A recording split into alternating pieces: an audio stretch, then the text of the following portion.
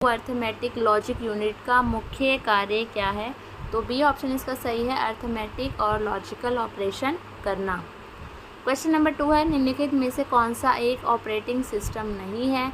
तो ये 4 operating system मतलब इनमें से कौन सा नहीं है ये आपको बताना है। इनमें से 3 है लेकिन एक नहीं है, तो इसका ऑप्शन आपका सेकेंड वाला हो जाएगा, ठीक है, डीनेस वाला।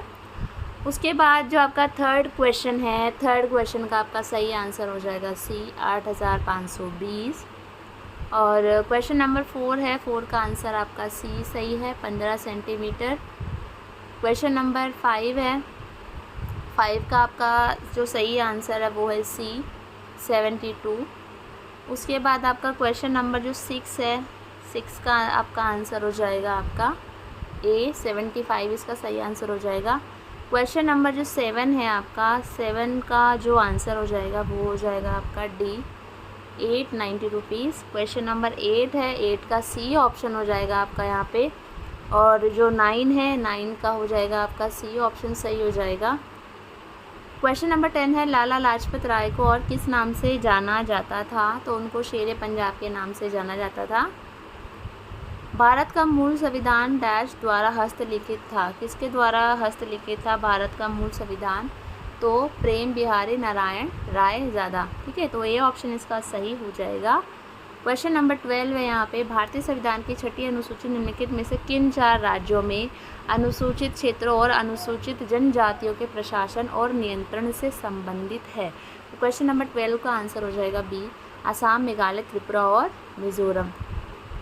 13 है, विंबलडन किस खेल से संबंधित है?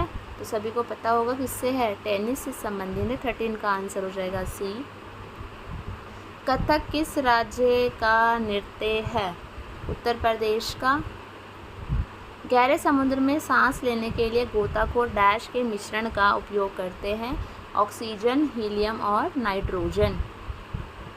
निम्नलिखित में से कौन सा देश G20 समूह का हिस्सा नहीं है? तो क्वेश्चन नंबर 16 का आंसर है यहाँ पे सिंगापुर। ऑस्ट्रेलिया, चीन, इंडोनेशिया है बट सिंगापुर नहीं है।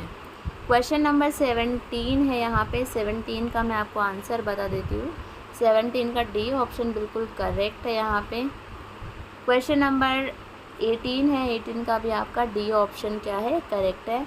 और जो यहाँ पे जो क्वेश्चन नंबर 19 आप लोग देख रहे हो, इनमें से जो है फाइंड आउट नहीं हो पा रहा है, तो ये चारों ही ऑप्शंस गलत है, दैट्स वाई ये क्वेश्चन क्या है, ड्रॉप कर दिया गया है, ठीक है। नेक्स्ट क्वेश्चन है आपका, आप इसको पढ़ सकते हैं, ठीक है, आराम से वीडियो को पॉज कीजिए और इसको पढ़िए। और क्वेश्चन नंबर 20 इसका मैं आंसर बता देती हूँ कि निम्नलिखित में से कौन सबसे ऊपरी तल पर रहता है।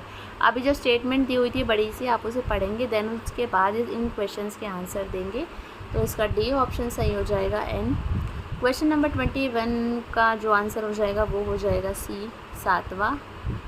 उसके बाद हमारा है क्वेश्चन नंबर 22, निम्नलिखित व्यवस्थापन का ध्यानपूर्वक अध्ययन करें और निम्नलिखित प्रश्न का उत्तर दें। तो इसको पूरा आपको ध्यान से देखना है और फिर आपको उत्तर देना है कि किन अक्षरों से ठीक पहले एक सम संख्या आती है। तो बहुत इजी होते हैं ऐसे क्वेश्चंस। तो क्वेश्चन नंबर 22 का आपका आंसर हो जाएगा सी, 1। उसके बाद हमारा है वही सारा आपका ये रीजनिंग का क्वेश्चन है, तो इसका बी ऑप्शन सही हो जाएगा आपका। अगला है लुप्त संख्या ज्ञात कीजिए। ये लुप्त संख्या वाले क्वेश्चंस बहुत इंपॉर्टेंट होते हैं, तो यहाँ पे इसका बी ऑप्शन सही हो जाएगा। अगला है MS एक्सेल में एक सेल डैश है, 25 का आंसर हो जाएगा ए। एक पंक्ति में डेटा के टुकड़े के लिए भंडारण क्षेत्र, ठीक है। उसके बाद हमारा है question number 26, MS power point में स्लाइड शो करने के लिए सही शॉर्टकट कुंजी कौन सी होती है? तो क्वेश्चन नंबर 26 है आपका, यहाँ पे ऑप्शन इसका सही वाला हो जाएगा डी, F5। किसी वेबसाइट के एड्रेस में HTTP इंगित करता है? क्या इंगित करता है ये आपको बताना है। तो क्वेश्चन नंबर आपका जो 27 है वो है ए, हाइपर टेक्स्ट ट्रांसफ़र प्रोटोकॉल। 28 है, सर्च इंजन का मुख्य कार्य क्या है? सर्च इंजन का मुख्य कार्य इंटरनेट पर जानकारी ढूंढना। क्वेश्चन नंबर 29 है, मैलवेयर क्या है? 29 का आंसर है बी, सॉफ्टवेयर जो विशेष रूप से कंप्यूटर सिस्टम को बाधित करने, क्षति पहुंचाने या अनधिकृत पहुंच प्राप्त करने के लिए डिज़ाइन किया गया है। क्वेश्चन नंबर 30 है, निम्नलिखित में से कौन सा एक इनपुट डिवाइस है? तो इनपुट डिवाइस हमारी है माउस, ठीक है। बाकी सारी क्या है हमारी आउटपुट डिवाइस है। अब उसके बाद है हमारा निम्नलिखित वाक्यों को सही रूप से क्रमबद्ध करके आपको लिखना है। तो इसका जो है ऑप्शन ए सही हो जाएगा। देखो, पहला घ आएगा, दूसरा ग आएगा, तीसरा क आएगा, ठीक है, और फिर चौथा आपका ये आएगा। देखो, यह आवश्यक है कि हमारी शिक्षा व्यवस्था में नैतिक और चारित्रिक शिक्षा का थोड़ा बहुत समावेश अवश्य किया जाए। तो आपका ए ऑप्शन सही हो जाएगा। निम्नलिखित मुहावरे का सही अर्थ बताइए। पत्थर को जोंक नहीं लगती। पत्थर को जोंक नहीं लगती मतलब हड्डी पर कोई प्रभाव नहीं पड़ता। जो ढीठ है वो ढीठ ही रहेगा, उसको कितना समझा लो। निम्नलिखित शब्द के सही पर्यायवाची शब्द को चिन्हित कीजिए। वृक्ष, तो जो वृक्ष है उसका सही पर्यायवाची आपको बताना है, तो बी इसका सही आंसर हो जाएगा। 34 है, मधुर का विपरीतार्थक शब्द आपको बताना है, तो मधुर का उल्टा क्या हो जाएगा? कटु। 35 है, सही शब्द में रिक्त स्थान की पूर्ति कीजिए। सुभाष चंद्र बोस ने ICM को ठुकराकर डैश का व्रत लिया, तो स्वराज्य का व्रत लिया। निम्नलिखित वाक्य में सर्वनाम की पहचान कीजिए। मैंने आपका नमक खाया है, गद्दारी कैसे करूँगा, तो मैंने यहाँ पे क्या हो जाएगा? सर्वनाम। निम्नलिखित वाक्य में से संज्ञा की पहचान करें। बुढ़ापा किसी को अच्छा नहीं लगता, तो बुढ़ापा, ठीक है, बुढ़ापा क्या है? यहाँ पे हमारी संज्ञा है, भाववाचक संज्ञा। निम्नलिखित वाक्य में विशेषण की पहचान करें। इस चिलचिलाती धूप में घर से बाहर निकलना मुश्किल है, और सच में मुश्किल है, बहुत गर्मी हो रखी है ना। तो इसमें जो 38 है आपका वो हो जाएगा ए, चिलचिलाती। 39 है, निम्नलिखित वाक्यों में अकर्मक क्रिया वाले वाक्यों की पहचान कीजिए। तो अकर्मक क्रिया वाला वाक्य है वह बहुत तेज दौड़ता है। 40 है, निम्नलिखित शब्द का सही संधि विच्छेद चयन करें। तो नयन है, इसका सही आपको संधि विच्छेद करना है, तो नेअन, नयन बन जाएगा। कौन सी संधि अगर किसी को पता है तो कमेंट करके बताएं।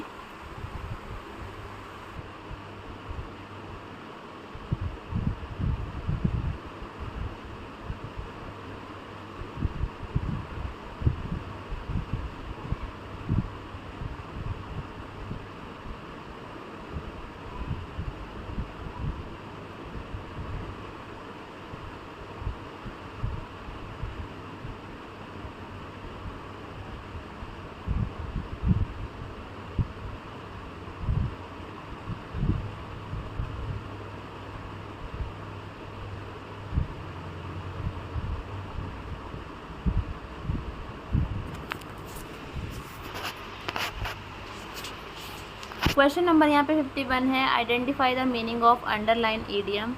ड्राइव होम एक ईडियम है, ठीक है, टू ड्राइव होम, इसका आपको मीनिंग बताना है। तो क्वेश्चन नंबर जो 51 है इसका आंसर हो जाएगा C, to emphasize the point. 52 है, reorder the words to the form a grammatically correct sentence, ठीक है। तो यहाँ पे अलग अलग वर्ड्स दिए हैं, इनको सीक्वेंस में लगाने पे कौन सा जो सेंटेंस है वो सही बैठेगा। तो 52 का आंसर आपका हो जाएगा C, she want to the library after school, she went to the library after school, sorry want नहीं आएगा, वॉन्ट साथ है बट वेंट है। 53 है, which conjunction should be use to complete the following sentence, कौन सी कंजक्शन लगेगी यहाँ पे? John wanted to play soccer dash tennis, तो 53 का आंसर यहाँ पे आपको देखने का मिलेगा C, John wanted to play soccer and tennis, तो इसका सी ऑप्शन सही हो जाएगा। 54 है, which preposition should be use to complete the following sentence, Jane is afraid dash the dark, 54 का आंसर हो जाएगा of, Jane is afraid of the dark. 55 है, आपको डायरेक्ट स्पीच है, यहाँ पे आपको इसको direct speech into indirect speech, direct speech है, आपको इसको इनडायरेक्ट स्पीच में कन्वर्ट करना है। तो 55 का ये हो जाएगा, John sad that he would be there the next day। 56 है, which of the following sentences in the passive voice, तो क्वेश्चन नंबर 56 का आंसर हो जाएगा पैसिव वॉइस में कौन सा सेंटेंस है, तो बी है, the cake was baked bye my mother, ठीक है। तो बेसिकली इस तरीके से मैं इसको याद करती हूँ, तो बाय एक तरीके से यूज़ होता है इसमें पैसिव वॉइस में। 57 है identify the correct spelling. Conscious लिखा हुआ है, कॉन्शियसनेस लिखा हुआ है, तो कौन सी सही स्पेलिंग है? तो 57 का आंसर हो जाएगा डी। ठीक है, तो ये सही स्पेलिंग है। 58 है आइडेंटिफाई द सिनोनिम। तो सिनोनिम बताना है आपको एमिकेबल का, तो 58 है इसका सही आ जाएगा कॉर्डियल। ठीक है, कॉर्डियल इसका क्या है सिनोनिम। ठीक है, अब है इम्पेड का आपको एंटोनिम बताना है, तो बी ऑप्शन का सही हो जाएगा फैसिलिटेट। 60 है आपका identify the error in the following sentence. यहाँ पे एक सेंटेंस है और आपको इसमें एरर बताना है कि क्या गलती हुई है, तो इसमें हुई है हैड वेंट की। She had went to the store yesterday but she forgot to buy bread। तो आई थिंक she went आना चाहिए यहाँ पे। ठीक है, she went to the store।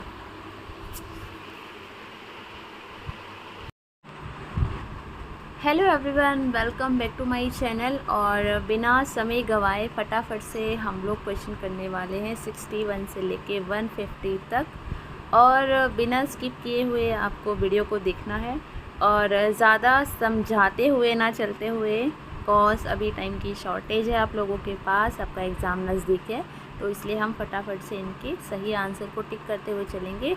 जहाँ लगेगा एक्स्ट्रा पढ़ने की ज़रूरत है, समझने की ज़रूरत है, वहाँ मैं ज़रूर समझा दूँगी। तो यहाँ पे फर्स्ट क्वेश्चन है आपका, भारतीय पुनर्वास परिषद RCI है जो, इसकी फुल फॉर्म भी कई बार पूछ ली जाती है RCI की, तो इसका जो प्राथमिक उद्देश्य है वो क्या है, ये आपसे पूछा गया है। तो देखो, जो भारतीय पुनर्वास परिषद होता है वो बेसिकली, बी ऑप्शन सही है, कि पुनर्वास और विशेष शिक्षा कार्यक्रमों को विनियमित और मानकीकृत करता है। फॉर एग्ज़ाम्पल, अगर आप डाइट करते हैं या BEd करते हैं तो आपको मान्यता मिलती है NCTE से, लेकिन जब आप स्पेशल एजुकेशन की बात करते हैं तो उसको जो मान्यता मिलती है वो मिलती है RCI से। होप आपको क्लियर हो गई है अब ये चीज़। अब उसके बाद क्वेश्चन नंबर 62 है, भारतीय पुनर्वास परिषद की स्थापना किस वर्ष में की गई थी? तो इसका जो ऑप्शन है वो है डी, 1992 में की गई थी। डिसकैलकुलिया से पीड़ित व्यक्तियों में सीखने का कौन सा क्षेत्र मुख्य रूप से प्रभावित होता है? तो इसको जो याद करने की मैंने ट्रिक अपनाई है, कैलकुलिया मतलब कैलकुलेटर, कुछ इस टाइप से कैलकुलिया कैलकुलेशन करना, और कैलकुलेशन हम बेसिकली किस में करते हैं? मैथ्स में। तो गणित इसका सही आंसर हो जाएगा 63 का सी ऑप्शन सही हो जाएगा। 64 की अगर हम बात करें, ध्यान अभाव अति सक्रियता विकार ADHD वाले छात्रों की एक विशिष्ट विशेषता क्या है, ये आपको बताना है कि जो ADHD वाले बच्चे होते हैं उनकी विशेषता क्या है।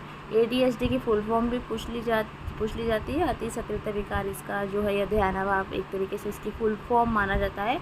तो इसकी विशेषता क्या है? तो 64 का जो आपका आंसर है वो है सी, आवेग और ध्यान बनाए रखने में कठिनाई। कुछ बच्चे आपको क्लास में मिल जाएंगे अति सक्रिय होते हैं, उनको एक जगह टिकते ही नहीं है बिल्कुल भी, है ना, तो आवेग और ध्यान बनाए रखने में उनको कठिनाई होती है, नहीं कर पाते वो कंसंट्रेशन। तो इसका जो सही आंसर है वो सी हो जाएगा। 65 पर अगर हम चलें तो सीखने की अक्षमता वाले बच्चों के सामने आने वाले संभावित सामाजिक भावनात्मक चुनौती क्या है? जिन बच्चों को सीखने की अक्षमता मतलब लर्निंग डिसेबिलिटी जिन बच्चों को होती है, उनके सामने क्या क्या मतलब सामाजिक भावनात्मक चुनौतियाँ संभावित है कि वो आ सकती हैं। तो जो 65 है इसका जो सही आंसर हो जाएगा वो है बी। ठीक है, अत्यधिक आत्मविश्वास तो नहीं होता है, अति सक्रियता भी कह नहीं सकते, उत्कृष्ट समस्या समाधान कौशल बिल्कुल भी नहीं। तो मित्र बनाने में बेसिकली जो है उनको कठिनाई होती है। तो 65 का ऑप्शन हो जाएगा हमारा बी। अब हम चलते हैं 66 की तरफ। सीखने की अक्षमताओं के संदर्भ में IEP योजना शब्द का क्या तात्पर्य है? तो 66 का बी ऑप्शन सही है। दिव्यांग छात्रों के लिए सीखने की ज़रूरतों और अनुदेशात्मक योजना की रूपरेखा तैयार करने वाली एक योजना है ये। ठीक है, तो इसको अच्छे से याद कर लेना। और मैं अपनी नींद को सेक्रीफाइस करके ये वीडियो बना रही हूँ। अभी 12:42 हो गए हैं, और क्योंकि आपका एग्ज़ाम है तो इसलिए, क्योंकि मेरी खुद की भी स्टडी है, जैसा कि मैंने आपको शेयर किया था कि मेरे MA के एग्ज़ाम है नेक्स्ट मंथ से, तो बहुत ज़्यादा ना मतलब वो हो गया है, क्या बोलते हैं, होश-वोश हो गया है। बट फिर भी आप लोगों की मैं जितनी हेल्प कर सकती हूँ मैं डेफिनेटली करूँगी।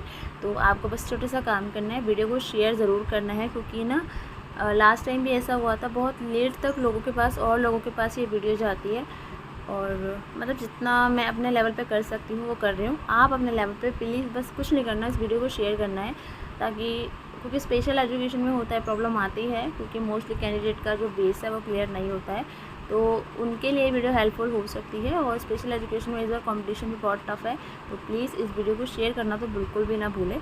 अगर कोई आपके लिए इतना कर रहा है, नॉट एहसान बट फिर भी मुझे अच्छा लगता है, तो प्लीज़ आप भी इस चीज़ को कॉपरेट करें थोड़ा सा। तो क्वेश्चन नंबर 67 है यहाँ पे, डिसलेक्सिया से पीड़ित छात्रों को पढ़ाने में सहायता के लिए निम्नलिखित में से कौन सा हस्तक्षेप आमतौर पर उपयोग नहीं किया जाता है। तो 67 का जो ऑप्शन है तो ए इसका सही हो जाएगा। ठीक है, शारीरिक प्रशिक्षण डिसलेक्सिया वाले बच्चों को पढ़ाने में हस्तक्षेप, जो कौन सा हस्तक्षेप आमतौर पर ये उपयोग नहीं है। ध्वन्यात्मक जागरूकता हम यूज़ करते हैं, भाषा प्रसंस्करण, व्यवहार संशोधन हम यूज़ करते हैं, लेकिन शारीरिक प्रशिक्षण नहीं करते। एक बार हम इसको इंग्लिश में देख लेते हैं, मे भी शायद ज़्यादा क्लियर हो जाए। इसमें है which of the following interventions is not commonly use to support student with dyslexia in reading. ठीक है, तो जो डिसलेक्सिया वाले बच्चे होते हैं उनको रीडिंग कराने में आप कौन सी जो सपोर्ट इंटरवेंशन है वो मतलब उसको यूज़ नहीं करोगे। ठीक है, तो फिज़िकल ट्रेनिंग नहीं कर सकते, बाकी फोनेटिक अवेयरनेस है, लैंग्वेज प्रोसेसिंग है, बिहेवियर मॉडिफिकेशन है, ये आप कर सकते हो। उसके बाद हमारा क्वेश्चन नंबर 68 है, विकलांगता अधिकारों के संदर्भ में PWD का पूर्ण रूप क्या है। मोस्ट इम्पॉर्टेंट क्वेश्चन है, पर्सन्स विद डिसेबिलिटीज़, इसका सही उत्तर हो जाएगा।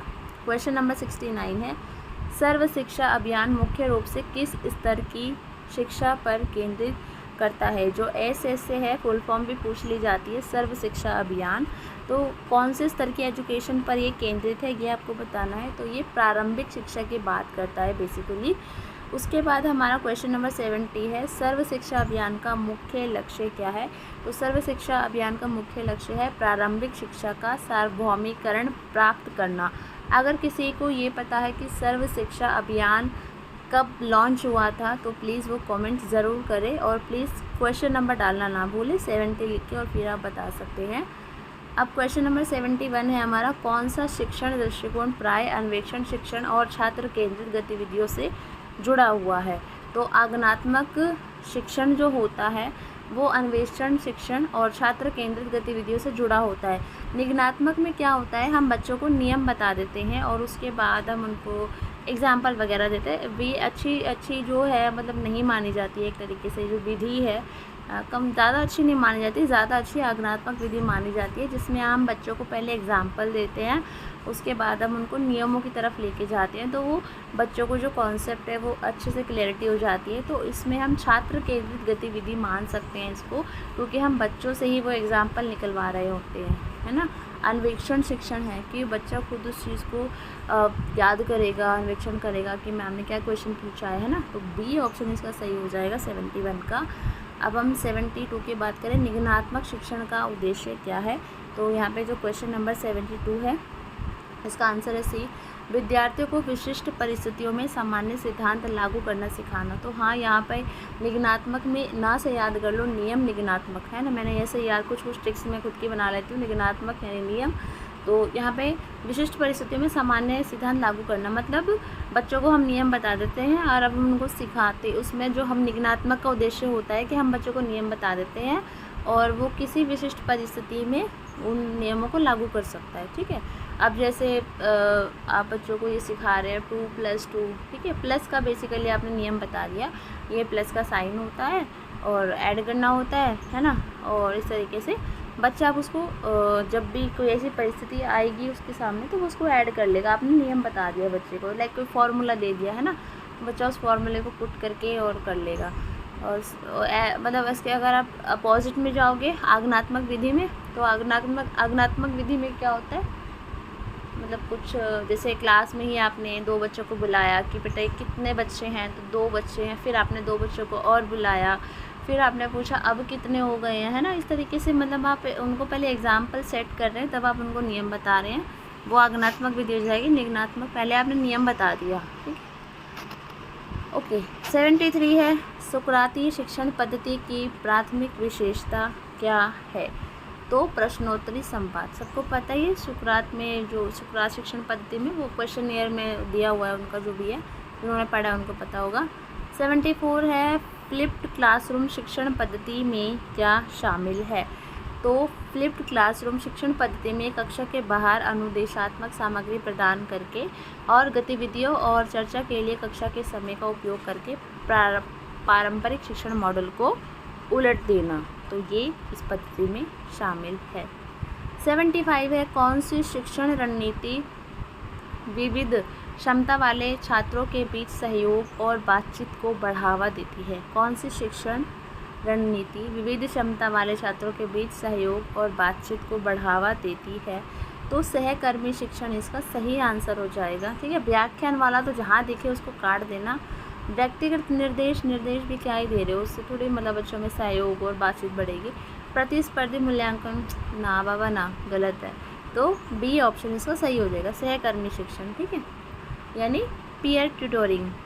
उसके बाद हमारा 76 है समावेशी सेटअप में विभेदित निर्देश में क्या शामिल है। समावेशी सेटअप में विभेदित निर्देश में क्या शामिल है। विभेदित निर्देश में क्या शामिल है, ये है डिफरेंशिएटेड इंस्ट्रक्शन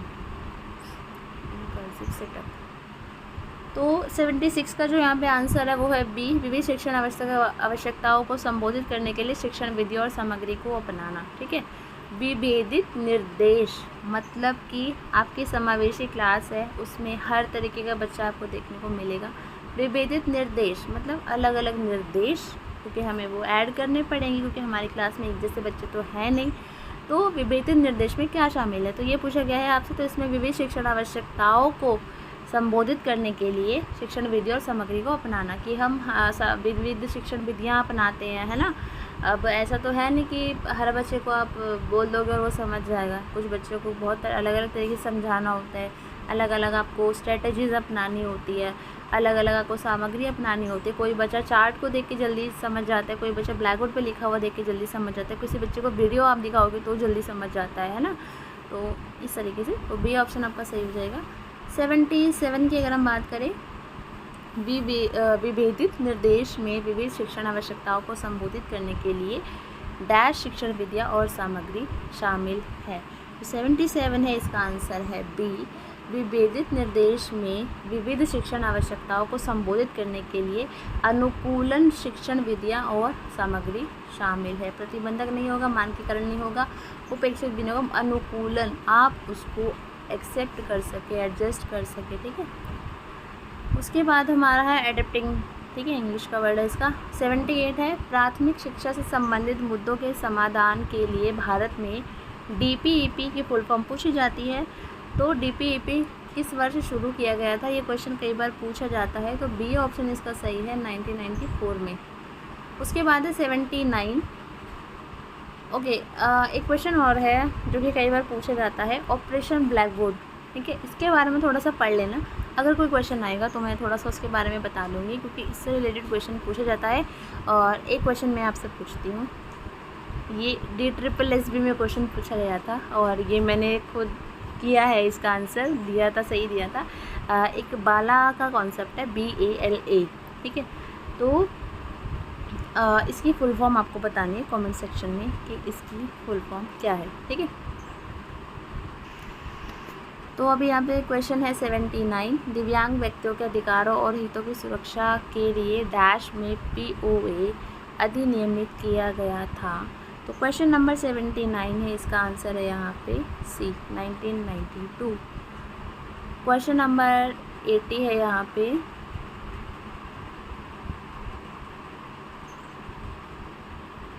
भारत में विकलांग व्यक्ति अधिनियम दिव्यांग व्यक्तियों के लिए शिक्षा और रोजगार में डैश का आरक्षण अनिवार्य करता है। तो इसमें जो क्वेश्चन नंबर 80 है आपका, इसका आंसर है यहाँ पे डी, 3% का। ठीक है, कितने का, 3% का। और अगर किसी ने मेरी वीडियोस कंटिन्यू देखी है तो बीच बीच में कुछ चेंजेस होते रहते हैं, तो वो मैं आपको वीडियोस में साथ के साथ मतलब अपडेट कर देती हूँ। तो इसमें भी कुछ अपडेशन था, अगर किसी ने वीडियो देखी होगी तो ज़रूर उसको पता होगा। ओके, क्वेश्चन नंबर 81 है, मानसिक स्वास्थ्य विकार किसी व्यक्ति के दैनिक जीवन में सोचने, महसूस करने और डैश की क्षमता को प्रभावित कर सकता है? तो 81 का है यहाँ पे डी। ठीक है। दैनिक जीवन में मेलजोल बढ़ाने में मानसिक स्वास्थ्य विकार है, तो आप किसी व्यक्ति के दैनिक जीवन में सोचने, महसूस करने और उसके दैनिक जीवन में मेलजोल बढ़ाने की जो क्षमता है उसको वो प्रभावित कर सकता है। क्वेश्चन नंबर 82 है, UNCRPD को अपनाया गया था। UNCRPD की फुल फॉर्म कमेंट सेक्शन में 82 सीरियल नंबर डाल के आप लोग मुझे ज़रूर बताएंगे और प्लीज़ बताना ज़रूर।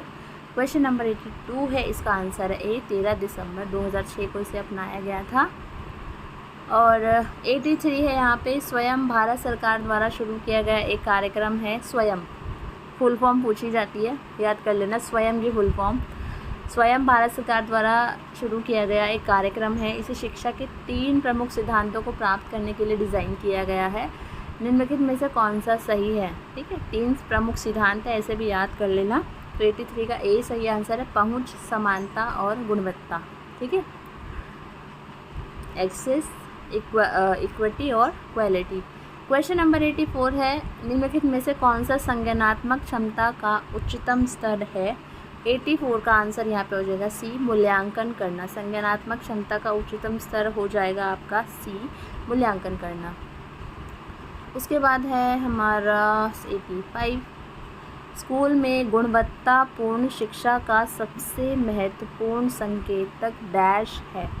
अगर स्कूल में एक अच्छी शिक्षा दी जा रही है, क्वालिटी एजुकेशन दी जा रही है, तो इसका क्या संकेत है ये आपको बताना है। 85 का हो जाएगा डी, कि छात्र किस लेवल का जो अचीवमेंट हासिल कर रहे हैं उससे आप बिल्कुल पता लगा सकते हैं कि इस स्कूल की शिक्षा कैसी है ना। अब बहुत सारे आप बेसिक जो है नीड्स फुलफ़िल कर रहे हैं और कक्षा प्रणाली बढ़िया कर दी, क्लास को सजा दिया बहुत अच्छे से, बच्चे एकदम डल हैं पढ़ने में, है ना, तो अचीवमेंट कुछ है ही नहीं, तो क्या करोगे? इतने सारे टीचर्स रखे, अच्छे टीचर्स रखे और पूरा स्कूल को चेंज करके और बहुत बढ़िया बढ़िया पुस्तकें देके, है ना, तो उनसे आप जज नहीं कर सकते कि इस स्कूल के एजुकेशन की जो क्वालिटी है वो क्या है।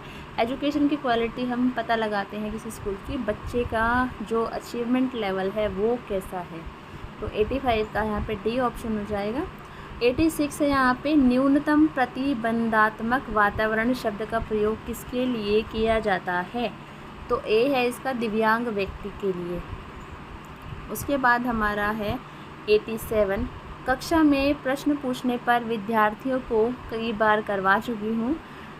उसमें जो है 87 का है सी, नेगेटिव जहाँ दिखे वहाँ काट देना। ठीक है, कक्षा के बाद शिक्षक को मिलने की सलाह दी। शिक्षक के, अब क्लास में कोई बच्चा प्रश्न पूछ रहा है, आप ये थोड़ी बोलोगे बाद में आके मिलियो, है ना, तो गलत हो जाएगा ना। आप मतलब पेडागोजी में ना आप ये कर सकते हो, आप खुद को उस जगह रख के देख सकते हो। ठीक है, तो आपको जो चीज़ सही लग रही है ना फिर वो ही सही होगी, ऐसा मैं करती हूँ। ठीक है, करती थी, अभी नहीं करती क्योंकि अभी क्या, अब तो जॉब लग गई। जब जॉब नहीं थी तब मैं जब तैयारी कर रही थी तब मैं ऐसा सोच के करती थी, बट अभी कुछ आइडिया लगा लेती हूँ क्योंकि आपके लिए भी वीडियोस बनानी होती है।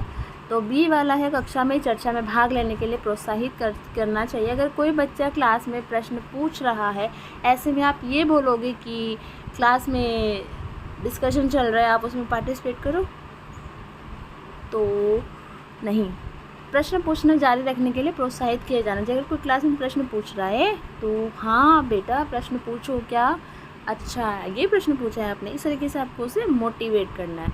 स्वतंत्र रूप से उत्तर ढूंढने के लिए प्रोत्साहित किया जाना चाहिए। अगर वो उत्तर ढूंढ लेता तो वो प्रश्न पूछता ही नहीं। ठीक है, तो आप उसे ये बोलोगे भाई जाके खुद ढूंढ ले उत्तर, है ना, ये भी गलत हो जाएगा। तो सी ऑप्शन इसका सही हो जाएगा। उसके बाद हमारा है 88, निम्नलिखित में से कौन सा सीखने का परिणाम नहीं है? नहीं इन्होंने पूछा है, तो डी।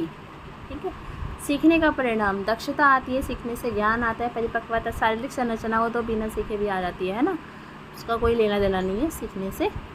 89 है यहाँ पे, किस शिक्षण पद्धति में, 89 है, किस शिक्षण पद्धति में शिक्षार्थी की भागीदारी को इष्टतम एवं सक्रिय बनाया जाता है? 89 का यहाँ पे है डी, कि बच्चा सक्रिय रहता है। ठीक है, एकदम मतलब एक्टिव रहता है तो ये 3 नहीं है इतना, ठीक है। तो परियोजना विधि, प्रोजेक्ट मेथड बेस्ट रहेगा इस चीज़ के लिए। बच्चा प्रोजेक्ट करता है तो उसकी मतलब जो है पार्टिसिपेशन ऑप्टिमल एंड प्रोएक्टिव रहेगा। आगे हमारा है 19 निम्नलिखित में से कौन सा कारक शिक्षण को प्रभावित नहीं करता है। नहीं वाले क्वेश्चन जब भी आए तो सबसे पहले नहीं को अंडरलाइन कर लो, गोला लगा लो। ऑनलाइन पेपर है तो माइंड में रखो कि यहाँ पे नहीं पूछा हुआ है, ठीक है।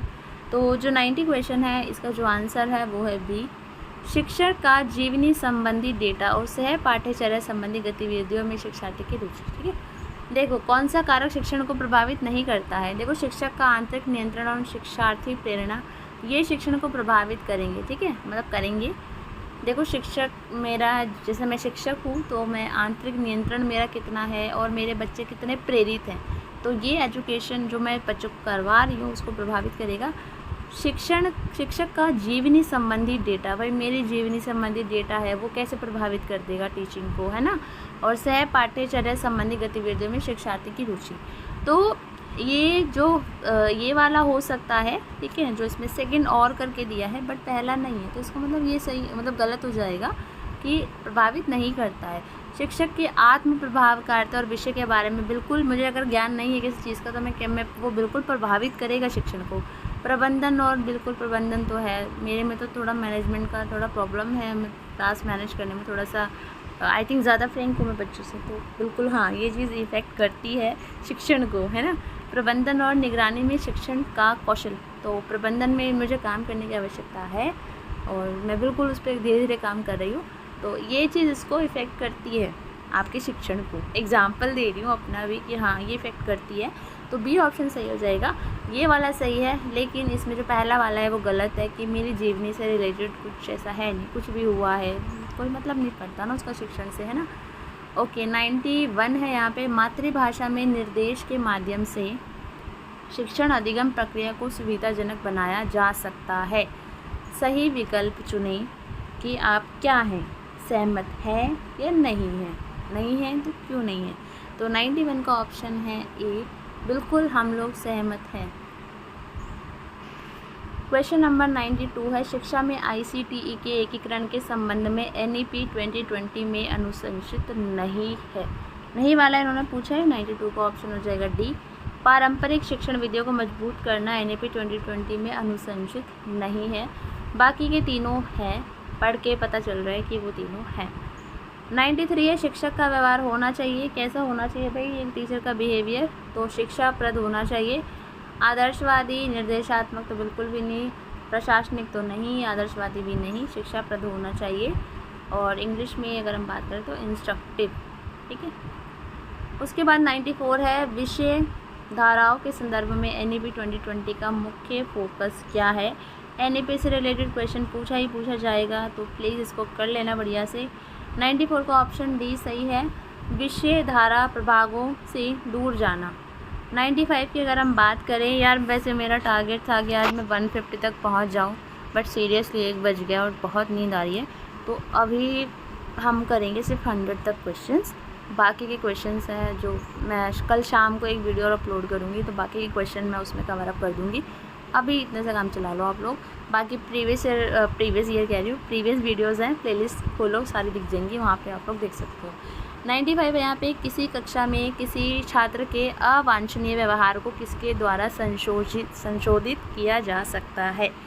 किसी कक्षा में किसी छात्र के अवांछनीय व्यवहार को किसके द्वारा चेंज किया जा सकता है। कोई ऐसा बिहेवियर जो कि हमें नहीं पसंद है, जो हम चाहते हैं कि वो बच्चे के अंदर होना भी नहीं चाहिए, तो हम उसको कैसे चेंज कर सकते हैं। दंड तो बिल्कुल नहीं दे सकते, वरना सरकार आपको दंड दे देगी, ठीक है, तो इस चीज़ का बड़ा ध्यान रखें। और यहाँ पे 95 का ऑप्शन है, देखो माता पिता को बाद में, पहले आप खुद अपने लेवल पे हैंडल करो ये चीज़ें। तो अवांछनीय व्यवहार के कारणों का पता लगाना और उपचार प्रदान करना। अगर आपके सामने कोई प्रॉब्लम रखी गई है, कारण कहीं दिख रहा है ऑप्शन में, तो कारण वाला टिक कर देना हाथ मीच के, ठीक है।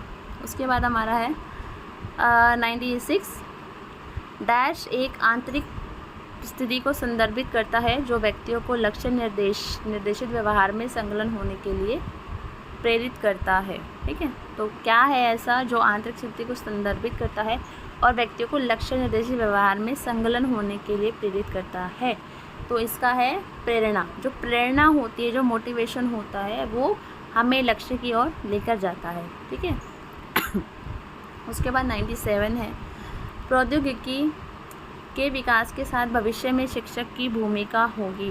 क्या होगी? छात्रों का मार्गदर्शन करना। अभी भी वही है, अभी कौन सी चेंज होगी? वही है, मार्गदर्शन ही करते हैं हम लोग। 98 है यहाँ पे, उभरते भारतीय समाज में प्रौद्योगिकी को कक्षाओं में कैसे एकीकृत किया जा रहा है। तो बी ऑप्शन है, सीखने की सुविधा के लिए डिजिटल उपकरणों का व्यापक उपयोग। 99 की बात करें, तेज़ी से बदलते हुए भारतीय समाज में स्कूल प्रशासक वर्तमान में अपने बच्चों की शिक्षा में माता पिता की भागीदारी को किस प्रकार महत्व देते हैं।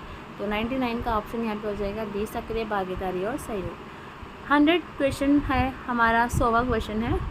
उम्मीद थी 150 तक पहुँच जाऊँगी, बट मुझे लगता है उम्मीद मेरी डगमगा गई है, मेरा सारा मोटिवेशन धरा का धरा रह गया। तो बाकी क्वेश्चन कल करेंगे। ये लास्ट क्वेश्चन है एंड देन इसके बाद गुड नाइट।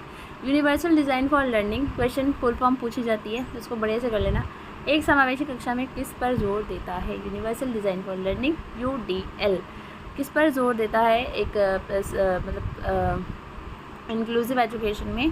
तो जो 100 है आपका, इसका आंसर है बी, एक कक्षा में सभी शिक्षार्थियों की विभिन्न सीखने की ज़रूरतों को पूरा करना। So take care, bye bye and good night. Hello everyone and I hope कि आप लोगों की तैयारी बहुत बढ़िया चल रही है। और आज की वीडियो में जो कल हमने 50 क्वेश्चन छोड़ दिए थे, वो आज हम कंटिन्यू करने वाले हैं। और 2-3 डाउट्स हैं, एक बार वो क्लियर कर देती हूँ, फिर हम वीडियो स्टार्ट करते हैं। डाउट ये है कि मैम आधे लोग तो अभी भी पूछ रहे हैं कमेंट करके कि मैम एग्ज़ाम कब है। तो एग्ज़ाम आपका 31 मई को है। अगर जिनको नहीं पता, जो अभी पहली बार ये वीडियो देख रहे हैं, तो बता दूं कि 31 मई को आपका एग्ज़ाम है। और एडमिट कार्ड के लिए आप लोग काफ़ी बार पूछ रहे हैं। देखो, मैंने पहले ही बताया है कि एग्ज़ाम करवा रहे हैं तो एडमिट कार्ड भी मिल जाएगा। ठीक है, तो उस चीज़ की ये अननेसेसरी चीज़ें हैं, इनकी ज़रा टेंशन नहीं लेनी है। अभी सिर्फ आपको तैयारी पे फोकस करना है। ओके, तो अभी किसी का डाउट हो तो कमेंट कर देना। ये 2 कमेंट मत करना, एग्ज़ाम कब है और एडमिट कार्ड कब आएगा। ठीक है, एग्ज़ाम का बता दिया, एडमिट कार्ड जब भी आएगा अपडेट कर दूँगी। इवन आपको खुद ही पता चल जाता है कब आ जाएगा एडमिट कार्ड। ठीक है, मैसेज आ जाएगा आप लोगों को। तो ये क्या हुआ? तो यहाँ पे क्वेश्चन नंबर 101 है, समावेशी कक्षा परिवेश में शिक्षक की भूमिका क्या है? समावेशी कक्षा वो होती है जिसमें हर तरीके का बच्चा आपको देखने को मिलेगा।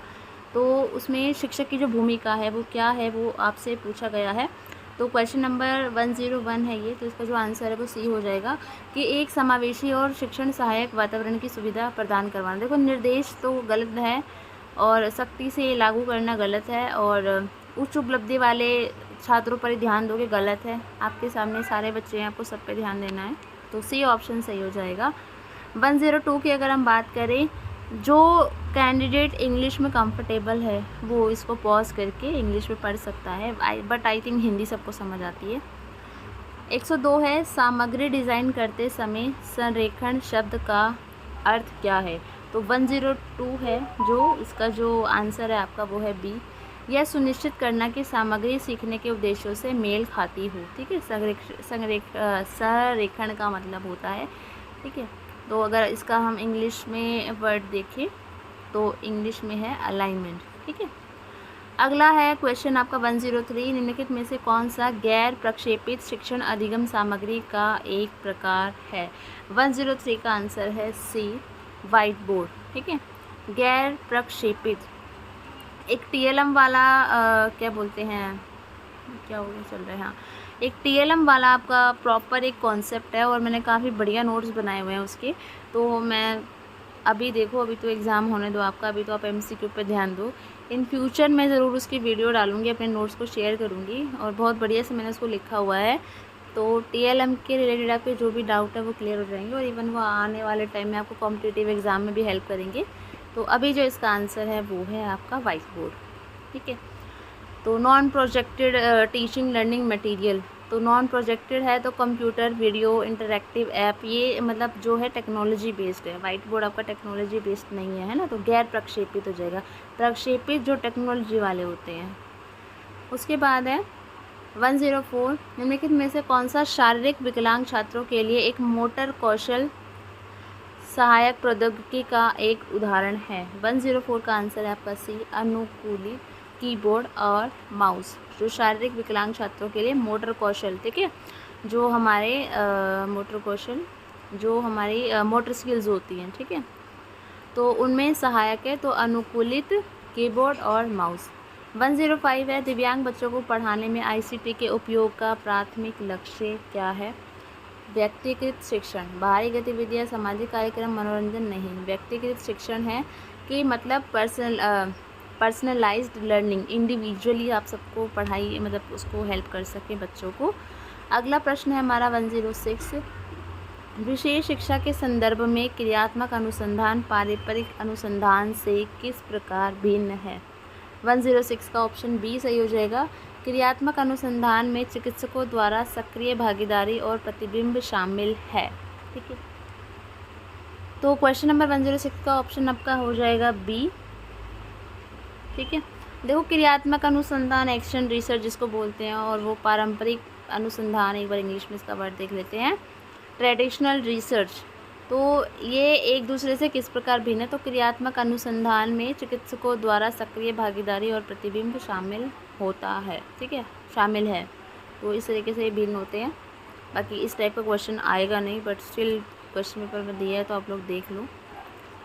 उसके बाद है हमारा आपका यूडीएल के 3 प्रमुख सिद्धांत क्या हैं? तो ये आपसे पूछा गया है, तो 107 का जो आपका आंसर हो जाएगा वो हो जाएगा सी, बहिष्करण, विशेषज्ञता, अनुरूपता, यूडीएल का जो है।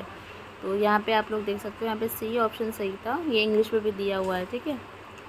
आगे हमारा है 108, 107 का क्या था? बी, एक सेकेंड 107 का ऑप्शन आपका बी सही है, एक सेकेंड, बी सही है। यूडीएल के 3 प्रमुख सिद्धांत है, प्रतिनिधित्व, जुड़ाव और अभिव्यक्ति, ठीक है। और अगर इंग्लिश में बात करें तो रिप्रेजेंटेशन, इंगेजमेंट और एक्सप्रेशन। अब हम 108 की बात करते हैं, क्रियात्मक अनुसंधान प्रक्रिया में plan do study act, full form देख लेना एक बार, प्लान डू स्टडी एक्ट चक्र का क्या महत्व है, ये आपसे पूछा गया है। तो सी सही हो जाएगा, यह निरंतर सुधार और परिष्कार को बढ़ावा देता है। अगला प्रश्न है 109 आपका, तो 109 में है, यूडीएल के संदर्भ में मूल्यांकन प्रक्रिया में निरूपण शब्द का क्या अर्थ है? तो निरूपण को हम इंग्लिश में एक बार देख लेते हैं। निरूपण मतलब रिप्रेजेंटेशन। तो निरूपण शब्द का क्या अर्थ है? यूडीएल के संदर्भ में मूल्यांकन प्रक्रिया में जो इवैल्यूएशन प्रोसेस होता है उसमें जो रिप्रेजेंटेशन है उसका अर्थ क्या है? तो यहाँ पे 109 का आंसर जो हो जाएगा वो हो जाएगा सी, छात्रों को जानकारी कैसे प्रस्तुत की जाए इसका विकल्प प्रदान करना। 110 है, शिक्षक यूडीएल के ढांचे के भीतर निर्देश में अंतर कैसे कर सकते हैं? तो वो व्यक्तिगत छात्रों की ज़रूरतों को पूरा करने के लिए निर्देश देकर। 111 है हमारा, कौन सा राष्ट्रीय कानून दिव्यांग बच्चों के लिए समान शैक्षिक अवसरों को अनिवार्य बनाता है? कौन सा राष्ट्रीय जो कानून दिव्यांग बच्चों के लिए समान शैक्षिक अवसरों को अनिवार्य बनाता है?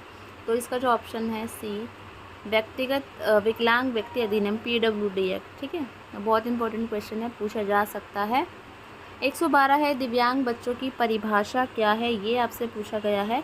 दिव्यांग बच्चों की परिभाषा है, दिव्यांग बच्चे जो अपनी गतिविधियों में सीमित होते हैं, ठीक है। तो इसको भी आप अच्छे से याद कर लेना, सीमित होते हैं वो।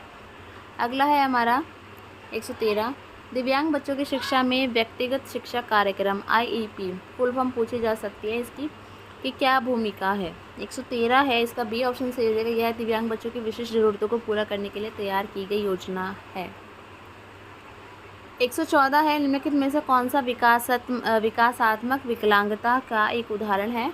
तो डाउन सिंड्रोम, ठीक है। डाउन सिंड्रोम एक टेस्ट होता है और ये ड्यूरिंग प्रेगनेंसी होता है, और इसमें जैसे बच्चे का हमें पता चल जाता है कि बच्चे को बॉडी में क्या इशू है या मेंटली क्या इशू है। तो मतलब बाद में जो जिन लोगों को पता चल जाता है, महिलाओं वगैरह को, तो वो अबॉर्ट भी कराते हैं, बच्चा अबॉर्शन करा लेते हैं। तो अभी मेरे स्कूल में मतलब 2-3 टीचर्स ने कराया था, तो मुझे तब पता चला कि डाउन सिंड्रोम मतलब ऐसा कुछ होता है, कोई टेस्ट होता है कि। तो एग्ज़ाम्पल के तौर पे मैं आपको थोड़ा सा बता रही हूँ ताकि आपको देखकर याद आ जाए एकदम कि क्या हो एग्जैक्ट में ये होता क्या है। एक टेस्ट होता है, ठीक है। उसके बाद है 115, दिव्यांग बच्चों को पढ़ाने के संदर्भ में विभेदित निर्देश का प्राथमिक फोकस क्या है? दिव्यांग बच्चों को पढ़ाने के संदर्भ में विभेदित निर्देश का प्राथमिक फोकस क्या है? तो वो है व्यक्तिगत आवश्यकताओं को पूरा करने हेतु तदनुकूल निर्देश देना। 116 है यहाँ पे, पाठ्यक्रम संशोधन के संदर्भ में स्काफोल्डिंग शब्द का क्या तात्पर्य है? देखो, वाइगोत्स्की ने एक थ्योरी दी थी सोशल लर्निंग की, उसमें स्काफोल्डिंग का यूज़ हुआ है, जोन ऑफ प्रॉक्सिमल डेवलपमेंट की उन्होंने बात की है। तो यहाँ पे जो 116 है इसका जो उत्तर हो जाएगा वो हो जाएगा बी, छात्रों को सफल होने में मदद करने के लिए अस्थायी सहायता देना। मतलब परमानेंट आप उसके साथ नहीं हैं आगे तक, अस्थायी सहायता देना, ठीक है। स्काफोल्डिंग इसको बोलते हैं हम लोग। और किसी ने थ्योरी पढ़ी होगी तो उसको अच्छे से पता होगा। अगर पूछा भी जाए, अगर ऐसे क्वेश्चन आए तो ये मतलब किसकी थ्योरी में गिवन है, तो वाइगोत्स्की ने दी थी सोशल लर्निंग थ्योरी। आगे हमारा 117, समूह शिक्षण में सुविधाकर्ता के साथ आमतौर पर कौन सी भूमिका जुड़ी होती है? समूह शिक्षण में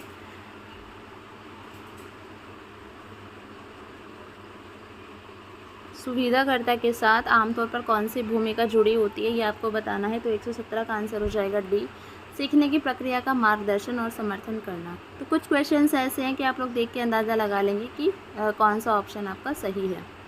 अगला है, निम्नलिखित में से कौन सा समूह शिक्षण की संभावित चुनौती है? अगर आप ग्रुप लर्निंग चल रही है, टीचिंग चल रही है, तो संभावित चुनौती क्या है? तो आपका जो 118 है इसका उत्तर हो जाएगा सी, सजातीय सीखने के अनुभव। इंग्लिश में देख लेते हैं, होमोजीनियस लर्निंग एक्सपीरियंसेस, ठीक है। तो सीमित छात्र व्यवस्था, ऐसा तो होगा नहीं कि कुछ ही छात्र व्यस्त होंगे, कम सामाजिक संपर्क भी नहीं होगा, शिक्षक के लिए कार्यभार में कभी नहीं, मतलब अलग अलग आपको एक्सपीरियंस बच्चों के सुनने को मिलेंगे। तो ये कहीं ना कहीं एक चुनौती, संभावित चुनौती होती है। अगला है हमारा 119, प्रौद्योगिकी को सहयोगात्मक शिक्षण और संसाधन कक्षों में कैसे शामिल किया जाता है? तो सी इसका सही हो जाएगा, निर्देश और पहुंच बढ़ाने के लिए प्रौद्योगिकी को एकीकृत करके। अगला है 120, साधन कक्षों के बारे में आम गलतफहमी क्या है? जो साधन कक्ष होते हैं उसके बारे में आम गलतफहमी क्या है? तो इसमें है रिसोर्स रूम जो होते हैं, है ना, उनके बारे में क्या गलतफहमी है? तो आपका जो 120 है इसका जो आंसर है वो है ए, कि वे केवल गंभीर विकलांगता वालों छात्रों के लिए होते हैं। देखो, रिसोर्स रूम होता है, जैसे मेरे स्कूल में भी, हर स्कूल में होता है, मतलब स्पेशल बच्चों के लिए अलग से एक रूम होता है और उसमें उनसे रिलेटेड चीज़ें रखी हुई होती हैं, ठीक है। तो हम एक गलत फहमी मान लेते हैं कि ये केवल गंभीर, बिल्कुल जो गंभीर बच्चे हैं ना विकलांगता में, उनके लिए है। तो ये गलत फहमी है। बाकी भी ऑप्शन हम लोग देख लेते हैं। प्रत्येक विशेष और समावेशी स्कूल में संसाधन कक्ष सीखने के स्थान होते हैं, बिल्कुल ये हर स्कूल में होते हैं, रिसोर्स रूम जिनको हम बोलते हैं।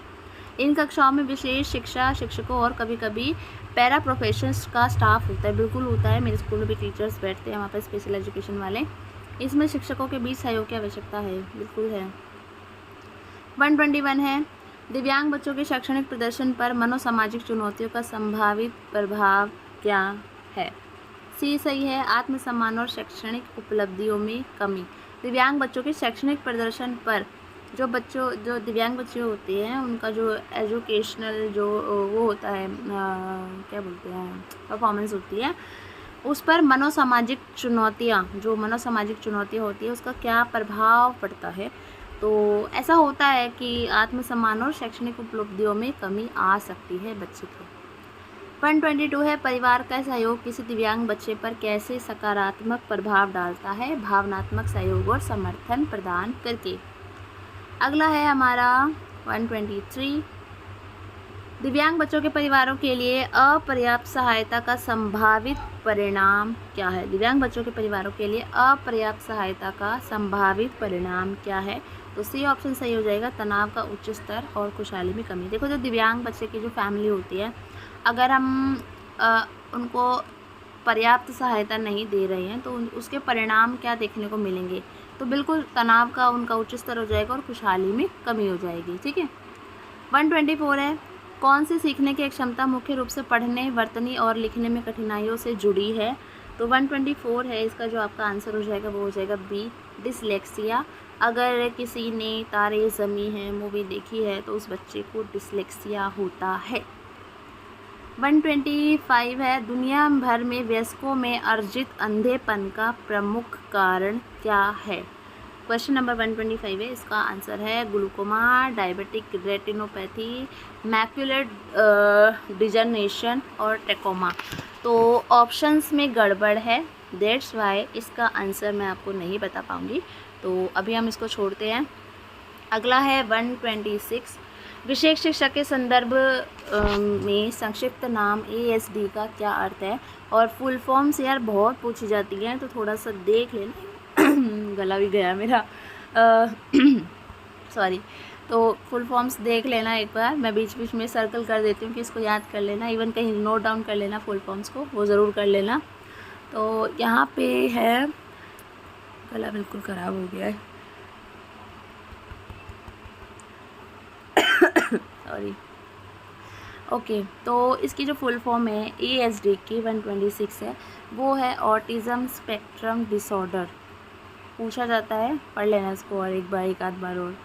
आगे है, कौन सा अंतर्राष्ट्रीय दिवस बच्चों सहित दिव्यांग व्यक्तियों के अधिकारों और कल्याण को बढ़ावा देने पर केंद्रित है। 127 का आंसर हो जाएगा आपका C। और मुझे लग रहा है आज मेरी आवाज़ भी ठीक से नहीं आ रही है, आज मेरा फास्ट है और फिर इलेक्शन ड्यूटी भी थी, ड्यूटी नहीं ट्रेनिंग थी, ड्यूटी तो अभी 25 को है मेरी, इस वजह से गला भी का साथ नहीं दे रहा है, काम भी नहीं दे रहा और साथ भी नहीं दे रहा है। 128 है हमारा, कौन सा सिद्धांत सीखने में संज्ञानात्मक प्रक्रियाओं की भूमिका पर ध्यान करता है और सुझाव देता है। दिव्यांग व्यक्ति अपनी संज्ञानात्मक क्षमताओं को बढ़ाने के लिए स्पष्ट निर्देश और रणनीतियों से लाभ उठा सकते हैं। 128 का आंसर है B, सूचना प्रसंस्करण सिद्धांत। देखो यहाँ पे क्वेश्चन को समझो, मुझे पता है आपको समझ नहीं आया। कौन सा सिद्धांत सीखने में संज्ञानात्मक प्रक्रियाओं की भूमिका पर ध्यान केंद्रित करता है और सुझाव देता है कि दिव्यांग व्यक्ति अपनी संज्ञानात्मक क्षमताओं को बढ़ाने के लिए स्पष्ट निर्देश और रणनीतियों से लाभ उठा सकते हैं। मतलब कौन सा ऐसा सिद्धांत है, कौन सा ऐसा प्रिंसिपल है जो संज्ञानात्मक, मतलब संज्ञान दिमाग से रिलेटेड है, हमारा जो हमारे माइंड में चलता रहता है, वो संज्ञानात्मक हम प्रक्रियाएं जो हमारी सोचने समझने की जो प्रोसेस है उस पर ध्यान केंद्रित करता है। और वो ये सजेशन देता है कि जो दिव्यांग व्यक्ति है वो अपनी क्षमताओं को बढ़ा सकता है अगर उसको स्पष्ट निर्देश और रणनीतियाँ बताई जाएँ। ठीक है, अब समझ आ गया क्वेश्चन। तो कौन सा सिद्धांत है, तो वो सूचना प्रसंस्करण सिद्धांत ऐसा बोलता है। अब समझ आ गया होगा। 129 है, नहीं समझ आया होगा तो यार कमेंट कर देना, मैं कमेंट सेक्शन में क्लियर कर दूंगी, कोशिश करूंगी। ठीक है, 129 है, कौन सा मनोवैज्ञानिक सिद्धांत इस विचार पर जोर देता है कि व्यक्तियों के पास विशिष्ट सीखने की शैली और ताकत होती है और विशेष शिक्षा को शिक्षार्थियों के विविध आवश्यकताओं को पूरा करने के लिए निर्देश अपनाने पर ध्यान केंद्रित करना चाहिए। कौन सा मनोवैज्ञानिक सिद्धांत ये बात बोलता है, तो मल्टीपल इंटेलिजेंस थ्योरी।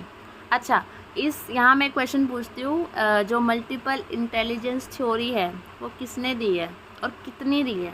अगर किसी को इसका आंसर पता है तो नीचे कमेंट सेक्शन में 129 पहले लिखना और फिर आंसर लिखना। ठीक है, क्योंकि मुझे ढूंढना ना पड़े, क्योंकि यार बहुत सारी वीडियोस बनाई हुई है और ध्यान नहीं रहता है कि कौन सा क्वेश्चन पूछा था। तो प्लीज़ 129 लिखना और फिर इसका आंसर लिखना, और आंसर ज़रूर लिखना। अभी हमारे 20 क्वेश्चन रहते हैं। 130 है, आमतौर पर मनोवैज्ञानिक सिद्धांतों के जनक के रूप में किसको जाना जाता है। विलियम जेम्स को जाना जाता है। ठीक है, अब यहाँ मैं क्वेश्चन पूछूँ आपसे, सिगमंड फ्राइड ने कौन सी थ्योरी दी है। अगर किसी को पता है तो कमेंट करें। B.F. स्किनर ने कौन सी थ्योरी दी है, J.B. वॉटसन ने कौन सी थ्योरी दी है, और आपको पता होना चाहिए, और अगर पता है तो कमेंट करके ज़रूर बताइए। 130 लिखे, ABCD लिखें, C छोड़ दो, ABD लिखो और फटाफट से आंसर कर दो कमेंट सेक्शन में। अगला है हमारा समावेशी शिक्षा, कई बार करवा चुकी हूँ, जो लोग पहले से कनेक्टेड है उनको पता होगा। 131 का यहाँ पे है C, कक्षा में विविधता को प्रोत्साहित करता है। सख्त देखते ही हटा दो, पढ़ने की ज़रूरत नहीं है। हाशिए पर मौजूद समूह के शिक्षकों को शामिल करता है। नेगेटिव ध्यान देना और तथ्यों को उपदेश, ये तथ्य जहाँ पे आ जाए ना रट्टाफिकेशन, उसको तो साइड कर देना, देखना भी मत उसको तो। ठीक है, तो C ऑप्शन इसका सही हो जाएगा। अगला है 132, समावेशी शिक्षा मानती है कि हमें डैश को फिट करने के लिए डैश को बदलना चाहिए। 132 है जो, तो हमें बच्चों को फिट करने के लिए प्रणाली को बदलना चाहिए, हमें सिस्टम को फिट करने के लिए, हमें परिवेश को फिट करने के लिए, हमें बच्चों को फिट करने के लिए तो ये चारों ही ऑप्शन गलत है। जो इसकी ऑफिशियल आंसर की है, मैंने वहाँ पे चेक किया है, तो ये आंसर्स ऑप्शंस गलत है। ठीक है।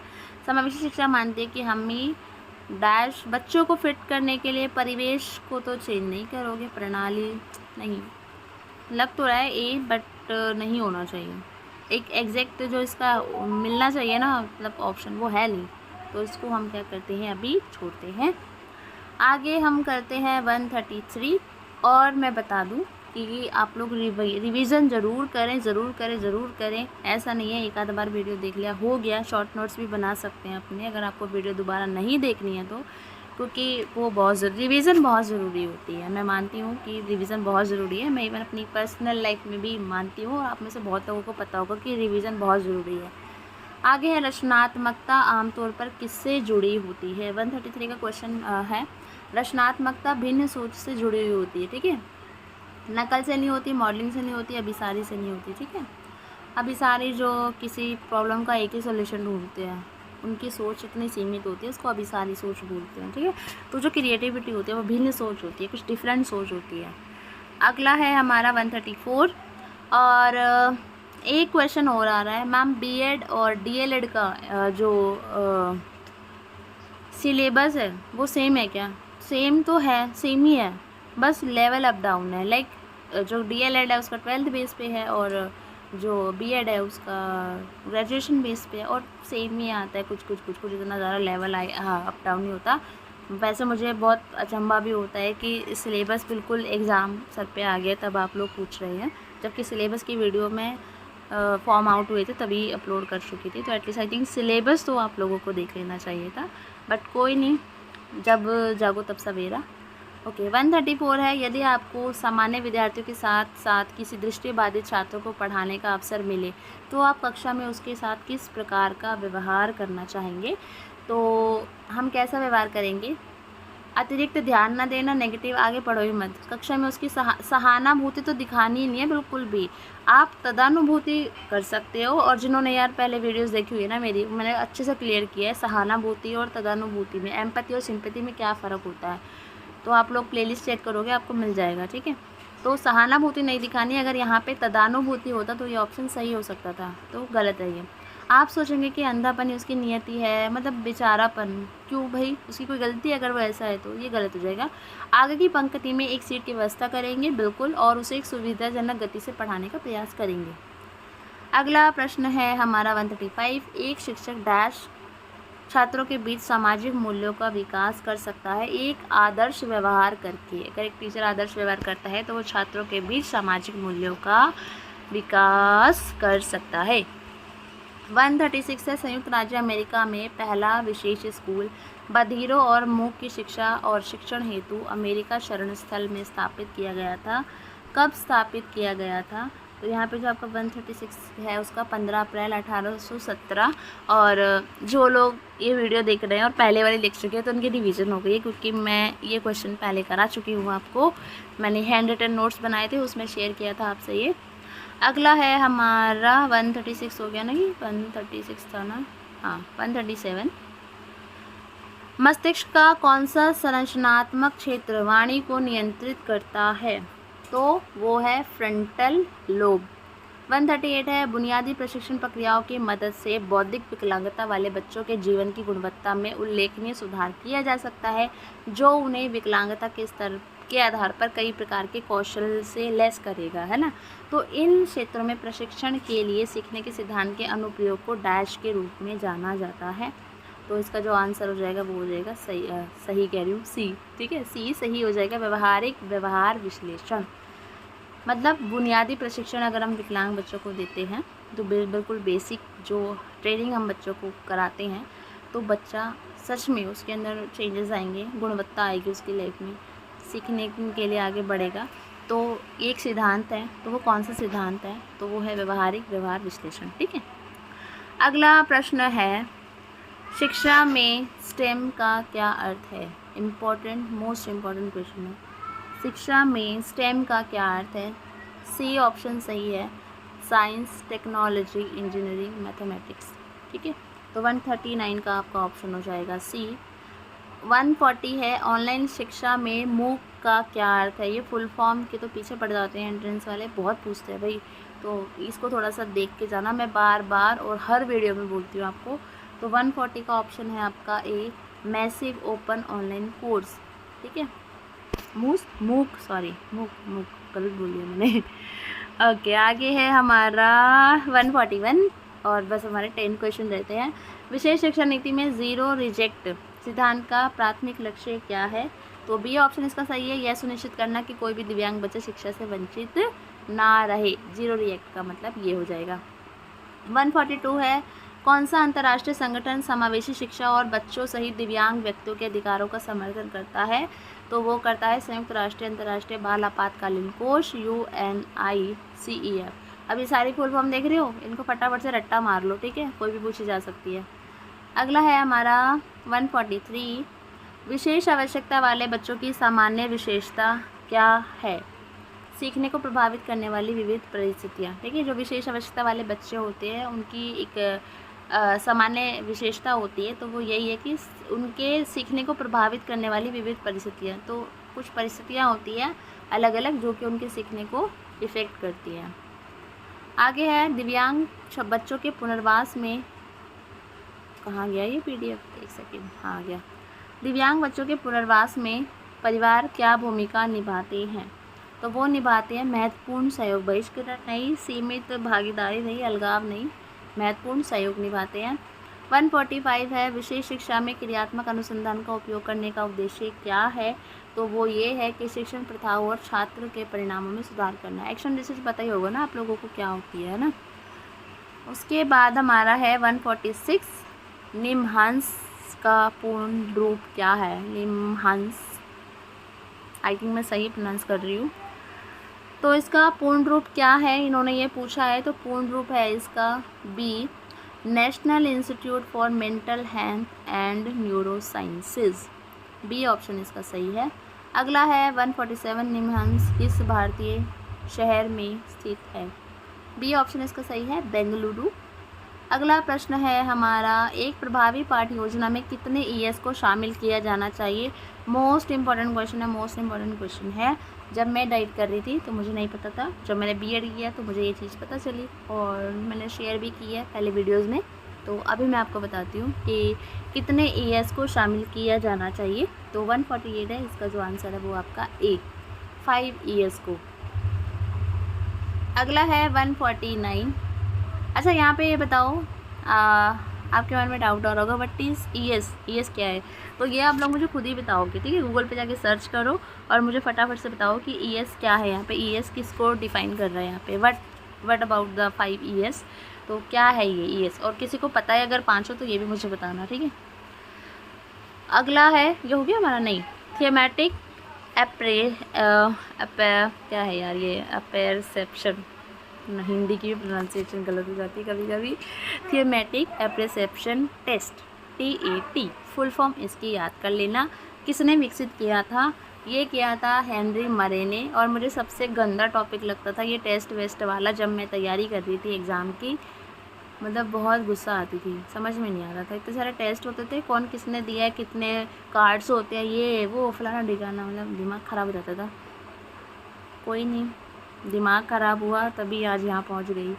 ओके, 150 है, निम्नलिखित में से कौन सा शिक्षा का भाग नहीं है।